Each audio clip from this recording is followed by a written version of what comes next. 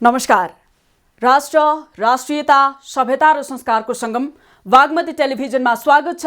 म रेखा श्रेष्ठ। समादरणीय दर्शकवृन्द, टेलिभिजनको पर्दामा देखिने दृश्य र प्रस्तुति सबै सत्य र तथ्यमा आधारित हुन्छन् भन्ने दाबी गर्नु तपाईमाथि अन्याय गरेको ठहर छ। तथापि हामी तपाईलाई विश्वास दिलाउन चाहन्छौं, हाम्रो यो प्रस्तुति सत्यको नजिक पुग्नेछ, तथ्य प्रस्तुत गर्दा चुक्ने छैन र यथार्थ खोज्ने कुरामा कन्जुसाइ गर्ने छैन। हामी चाहन्छौं कार्यक्रम वार रुम प्रत्येक नेपालीको चुला चौकादेखि गाँस, बाँस र कपाससम्म सँगसँगै हिँड्न सकोस् र तपाईको लक्ष्य प्राप्तिको कोसेढुङ्गा साबित होस्। त्यसैले पनि हामी तपाईसँग अनुरोध गर्दछौं, आउनुहोस् हरेक समस्याको समाधान मिलेर खोजौं। बेथिति, अनियमितता र भ्रष्टाचारको जरो किलो खेलौं र एउटा सभ्य समाज निर्माणको पहरेदार बनौं।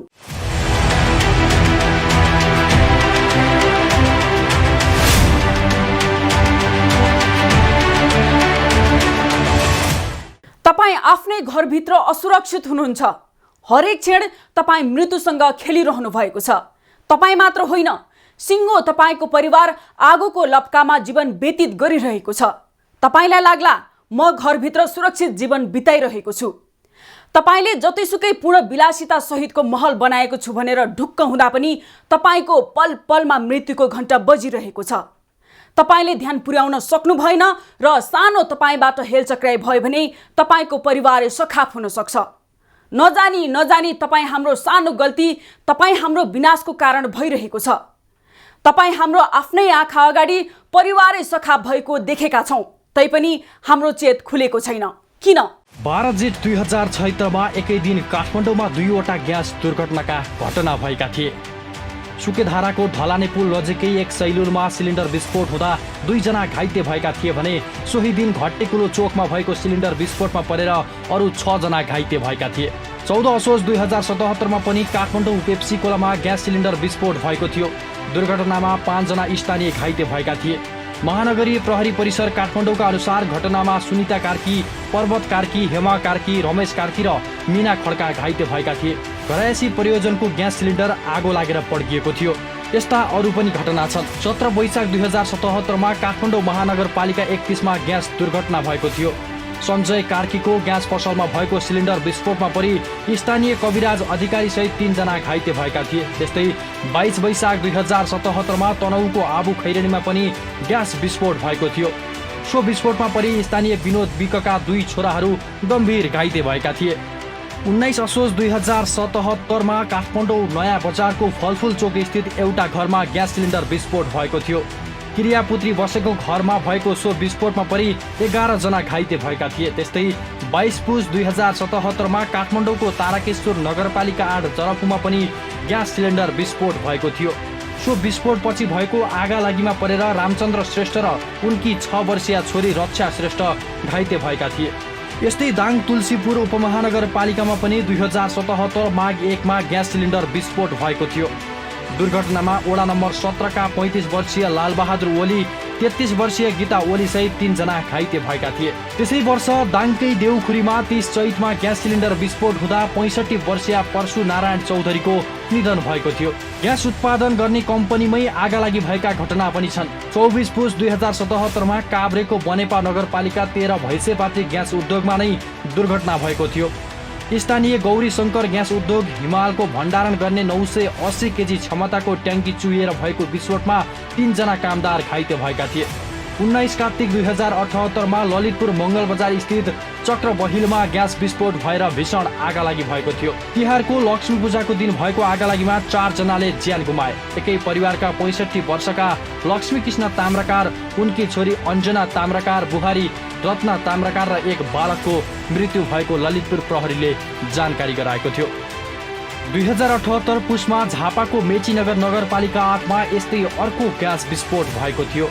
ग्यासबाट सुरु भएको आगालागीका कारण स्थानीय शारदा राजवंशीको मृत्यु भयो भने अरू 8 जना घाइते भएका थिए। सिन्धुपाल्चोकको 12 विषय नगरपालिका वडा नम्बर 8 स्थित लामा टोलमा 20 चैत 2078 साँझ खाना पकाउने ग्यास दुर्घटनामा 3 बालबालिकाको ज्यान गएको थियो। ग्यास चुलोमा खाना बनाउन लाग्दा सिलिन्डर विस्फोट भएर लागेको आगोमा परि निमबहादुर तामाङका 10 वर्षीय छोरा इसाक, स्थानीय कुमार तामाङका 6 वर्षीय छोरा सरगम र छिमेकी पदम तामाङकी 2.5 वर्षीय छोरी दिव्याको घटनास्थलमै मृत्यु भएको थियो। यी केही समय यताका प्रतिनिधि घटनाहरू मात्रै हुन्, तर मुख्य दोष कसको भन्नेमा विवाद छ। ह्यान्डल नै मुख्य लापरवाही मान्छन् उद्योगी। उद्योगबाट पठाएको सिलिन्डर सिधै उपभोक्ता भएको ठाउँमा नपुग्ने भएकाले त्यो बीचमा पनि कमजोरी हुने गरेको छ। उद्योगले डिलरलाई, डिलरले पनि सब डिलर, सहायक डिलर, अस्थायी डिलर र खुद्रा बिक्रीको चेन बनाएका कारण लापरवाही हुन्छ र त्यही लापरवाहीकै कारण दुर्घटना हुने गरेको छ। खास गरेर तपाईँले हामीले चाहिँ के देख्छौँ भने एउटा ह्यान्डलिङमा छ, प्रयोगकर्ताको ह्यान्डलिङ, एउटा चाहिँ डिलरको ह्यान्डलिङ। त्यसमा दुईवटा तरिकाले हेर्नुपर्ने हुन्छ। एलपिजी सम्बन्धी एक्ट छैन, पेट्रोलियम एक्टै छैन नेपालमा अहिलेसम्म। यो चाहिँ विनिमयले नेपाल आयल निगम चाहिँ आफै आयातकर्ता, आफै विक्रेता, आफै सबै अनुगमनकर्ता सबै आफै भएछ। त्यो गलत भइरहेछ। पछिल्लो समय ग्यास अत्याधिक मात्रामा प्रयोग हुने गरेको छ। प्रयोग गर्न पनि सहज र यसको सहज उपलब्धताका कारणले पनि लापरवाही बढ्दै गएको छ। जनचेतनाको कमी दुर्घटनाको प्रमुख कारण हो। भारतसँगको खुल्ला सीमाका कारण गुणस्तरहीन पाइप र रेगुलेटर आउने गरेकाले पनि पछिल्लो समय दुर्घटनाका घटनाहरू बढिरहेका छन्। नेपालमा रिफिल मात्र हुने भएकाले त्यसमा कुनै कमजोरी नभएको उद्योगीको भनाइ छ। नेपाल सरकार र सम्बन्धित निकायहरूले जनचेतनाका कार्यक्रमहरूमा ध्यान दिइरहेका छैनन्। पाइप र यो रेगुलेटर पनि नेपाल गुणस्तरकै प्रयोग गर्ने र त्यो नक्कली चाहिँ बिक्री बन्द गर्नु पर्यो, अनुगमन गरेर बजारबाट त्यो हटाउनु पर्यो। त्यसलाई त्यो खुला सिमाना कारणले इन्डिया भारतबाट आइरहेछ। त्यो ठुलो कुरा हो। त्यो एकदमै त्यो आग लागि नहुने खालको पाइप चाहिने, लिक नहुने, नफुट्ने खालको हुनुपर्नेमा पानी तान्ने पनि पाइपबाट पानी त्यो गर्ने पाइप युज भइरहेछ ग्यासको लागि। त्यो नक्कली चाहिँ त्यो 200-400 रुपियाँ सस्तो पाउने लोभले उपभोक्ताले पनि त्यो कम गुणस्तरको प्रयोग गर्ने कारणले गर्दाखेरि त्यो भइरहेछ। त्यो ग्यास बिजुली भन्दा पनि कम जोखिम मानिने भए पनि भान्सामा हुने कमजोरीका कारण दुर्घटना बढ्दो क्रममा रहेको छ। पछिल्लो समय काठमाडौँमा बढ्दो जनसङ्ख्याका कारण पनि एकै घरमा ग्यासको खपत बढी हुने गरेको छ। नभलाई बन्द गर्ने बानी नभएका कारण पनि जोखिम बढ्दो छ। ग्यासको सिलिन्डरलाई गुडाउन मिल्दैन, त्यसलाई ढल्काउन पनि हुँदैन, तर विक्रेताहरूले ग्यासलाई सुताउने र खसाल्ने गरेका छन्। सुरक्षाका कार्यक्रम नै महत्त्वपूर्ण रहेको छ। अहिले ग्यासको 1,50,00,000 सिलिन्डर बजारमा छन्, जसमा 50 लाख प्रयोगमा छन्। यस अर्थमा 25 लाख घरधुरीले ग्यासको प्रयोग गर्ने गरेका छन्। तर पनि नेपालको आफ्नो पेट्रोलियम ऐन भने छैन। नेपाल आयल निगमले मोनोपोली रूपमा भारतबाट आयात गर्ने र बिक्री गर्ने भएकाले अनुगमन प्रभावकारी हुन सकेको छैन। खरिद र बिक्री बाहेक निगमले आफ्नो कर्तव्य पुरा गरेको पाइँदैन। पछिल्लो समय ग्यास किराना पसलदेखि औषधि पसलसम्म पाइन्छ। कुनै पनि प्रणाली निर्धारण गरिएको छैन, जसकारण अनुगमन हुन सकेको छैन। हो, यो मैले अघि पनि ह्यान्डलिङमा पनि अलिकति चाहिँ समस्या छ। यो हाम्रा चाहिँ मजदुर साथीहरूले चाहिँ नि यसलाई यो गुडाउनु मिल्दैन। यो कहिले पनि ग्यासलाई चाहिँ नि सोझो राख्नुपर्छ। यसलाई चाहिँ दायाँ ढल्काएर या गुडाएर चाहिँ लानु हुँदैन। त्यसले चाहिँ त्यसको क्वालिटीमा चाहिँ त्यो असर गर्छ। यसको मेन त्यसको चाहिँ नि जुन अगाडि माथिको जुन भल्भ हुन्छ त्यसमा, जसले चाहिँ ग्यास बाहिरबाट निस्कनलाई रोक्छ र त्यो रेगुलेटरले त्यहाँ थिचेपछि पुस गरेर अनि त्यसको त्यो पाइपमा चाहिँ छिर्ने मात्रै व्यवस्था गरेको हुन्छ। त्यो सिस्टमलाई चाहिँ त्यसले बिगार्छ। त्यसले त्यो बाहिर गाडीबाट तलबाट फाल्ने, एक तल्ला माथिबाट चाहिँ भुइँमा फालिदिने, गुडाएर लाने, पोल्ट्यो पर सुताएर पनि घरमा राख्ने, त्यसले त्यो ग्यासलेको चाहिँ नि प्रेसर भल्भमा गएर त्यसले चाहिँ लङ लास्टिङ बिगार्न सक्छ। त्यो 52 वर्षको ग्यास उद्योगको इतिहासमा नेपालको आफ्नो पेट्रोलियम ऐन नभएको उद्योगीको गुनासो छ। भारतीय ऐनको प्रयोग भएको भन्दै आफ्नो नियम बन्नुपर्नेमा उद्योगीहरूले जोड दिएका छन्। यस्तो चाहिँ हेर्नुहोस्, यो के छ भने एउटा विडम्बना चाहिँ हामी कहाँ के छ भने अब 52 वर्षदेखि आजसम्मको स्थितिमा हाम्रो आफ्नो एक्सप्लोसिभ एक्ट पनि छैन र पेट्रोलियम एक्ट पनि हामी कहाँ छैन। हामी अब यो जुन हामी जति पनि चाहिँ नेपालमा ग्यास उद्योगहरू छन्, ती सबै ग्यास उद्योगहरू चाहिँ भारतीय एक्ट अन्तर्गत चाहिँ स्थापना भएका छन्। भनेपछि हाम्रो आफ्नो एक्ट पनि छैन। त्यो कारणले गर्दाखेरि पनि चाहिँ यसलाई पोलिसीको कारणले गर्दाखेरि पनि चाहिँ यसलाई चाहिँ हामीलाई अप्ठ्यारो चाहिँ त्यो किसिमको छ। हामीले यो कार्यक्रम प्रस्तुत गरेर तपाईलाई आतंकित बनाउन खोजेको कदापि होइन। हामीले त तपाईलाई सतर्क गर्न खोजेका मात्रै हौं। सानो भन्दा सानो लापरवाहीले जीवन नै जान सक्छ। त्यसैले बेलैमा तपाई हामी सचेत हुनै पर्छ। दुर्घटना बाजा बजाएर आउँदैन, अनि दुर्घटना भइसकेपछि पछुताउनु र ज्या फलानो त गएछ नि ग्यास पड्केर भन्ने बाहेक तपाईका छिमेकीले तपाईको चराइरहेको घाउमा मलम लगाउन आउँदैनन्। यो तितो सत्य किन भनिरहेका छौँ हामीमाथि प्रश्न गर्न सक्नुहुन्छ तपाईको त्यो प्रश्नको जवाफ हामीसँग एउटै छ। पत्रकारिता भनेको झुटको खेती र कमाउ धन्दा होइन, सामाजिक उत्तरदायित्व पनि हो। त्यही सामाजिक उत्तरदायित्व हामीले निभाएका हौं। बाँकी प्रसङ्गमा आउनेछौँ यो छोटो विश्रामपछि।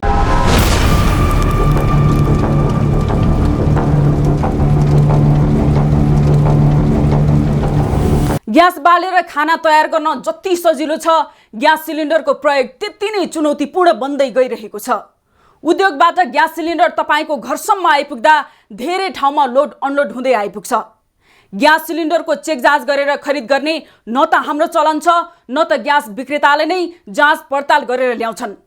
मापदण्ड विपरीत ग्यास भर्न र बिक्री गर्न हुँदैन भन्ने चासो न त क्रेतामा छ, न त विक्रेतामा। विक्रेताको पसलबाट सिधै तपाईको भान्सामा पुग्ने ग्यासको सिलिन्डर कति सुरक्षित छ? क्रेता र विक्रेता दुवैलाई जवाफदेही हुनु छैन। जब ग्यास सिलिन्डर पड्केर अकालमा ज्यान जान्छ, दुर्घटनाको समाचार बन्ने बाहेक कोही जिम्मेवार भएको पाइँदैन। घर घरमा असुरक्षित ग्यास बम भित्री रहँदा पनि जिम्मेवार निकाय यसरी मौन रहनुको के होला त रहस्य?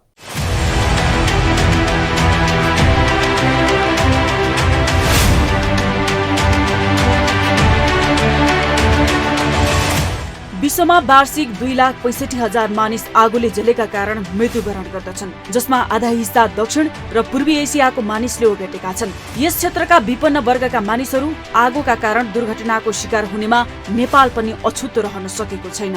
2008 सम्मको तथ्याङ्क अनुसार नेपालमा वार्षिक झण्डै 55,000 मानिस आगोका कारण दुर्घटनामा पर्छन्। त्यसमध्ये 2100को हाराहारीमा मानिसको ज्यान नै गएको छ। नयाँ प्रविधिको विकाससँगै मानिसहरूको जीवन जिउने तरिका पनि बदलिएको छ। मानिसहरू विलासिताको जीवन पछ्याउँदै हिँडिरहेका छन्।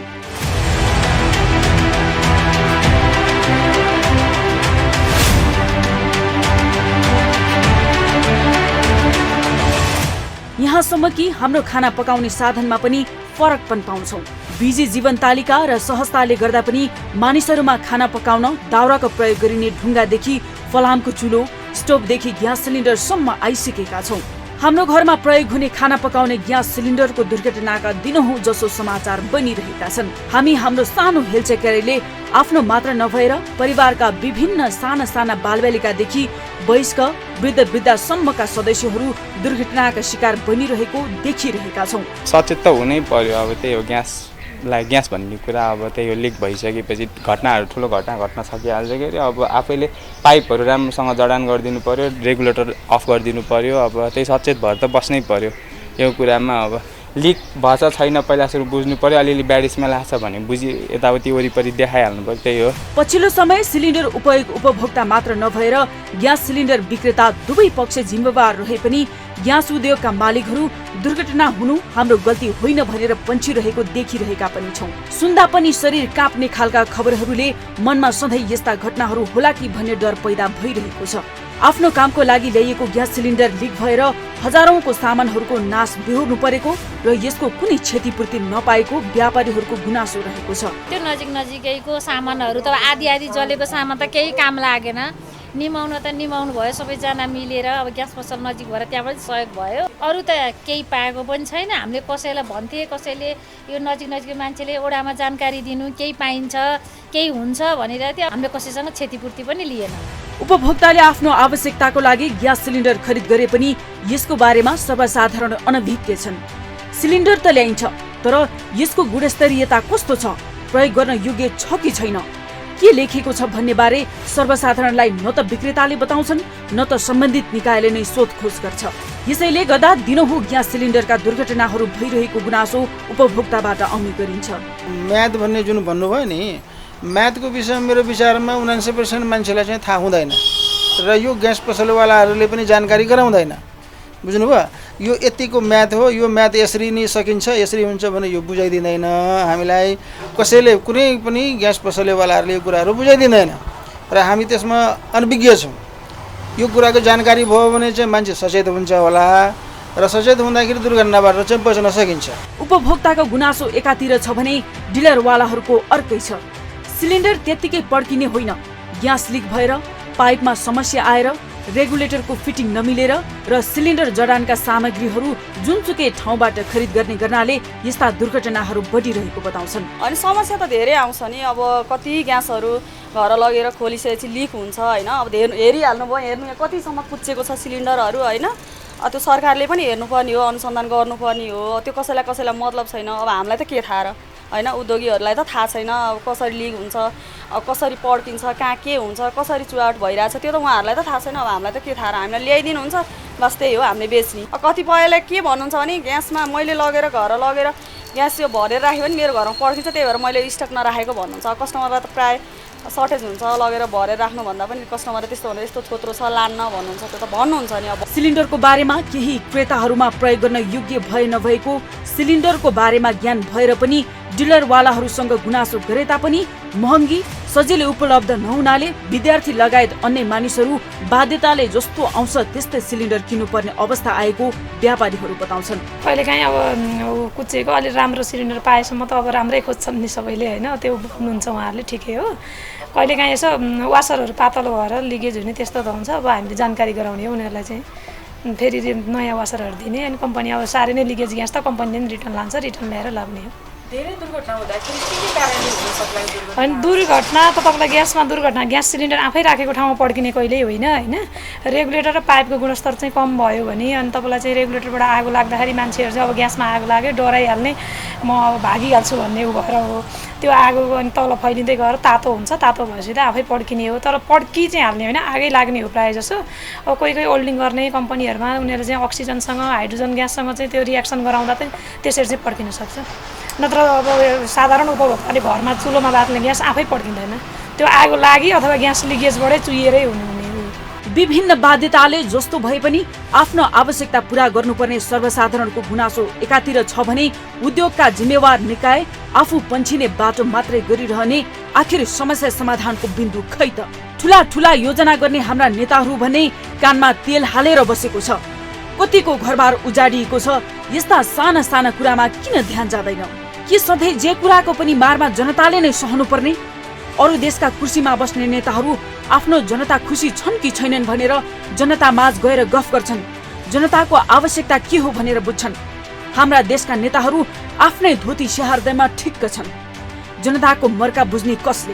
त्यसैले ध्यान रहोस् जिम्मेवार निकाय जनताको बाध्यता सुल्झाउनेतिर लागोस् र उपभोक्ताहरू पनि खाना पकाउने सिलिन्डर घरसम्म भित्रिँदा कसरी भित्रिन्छ, ग्यास चुहावट भएको छ कि छैन, तौल पुरा भएको छ कि छैन, सिलिन्डरको बनावट कस्तो छ, सिलिन्डरको अवस्था कस्तो छ, यसले भोलि कुनै समस्या निम्त्याउँछ कि निम्त्याउँदैन भन्ने सोच पाउँदैनौँ।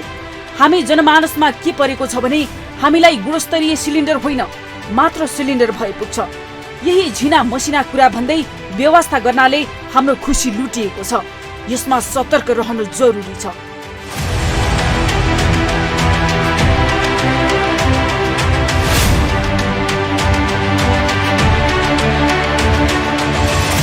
समादरणीय दर्शकवृन्द, यो श्रृङ्खला प्रस्तुत गरिरहँदा सिन्धुपाल्चोकका ती कलिला लाला बालाले अकालमै ज्यान गुमाउनु पर्दाको कहाली लाग्दो त्यो क्षणले भाव विहोल बनाउँछ।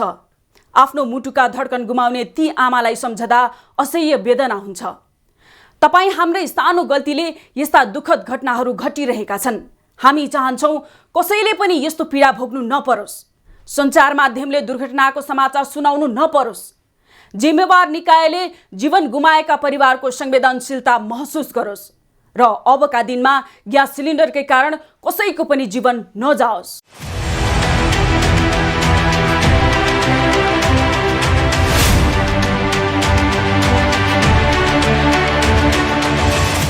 विकृति, विसङ्गति र भ्रष्टाचार हाम्रा दुश्मन हुन्।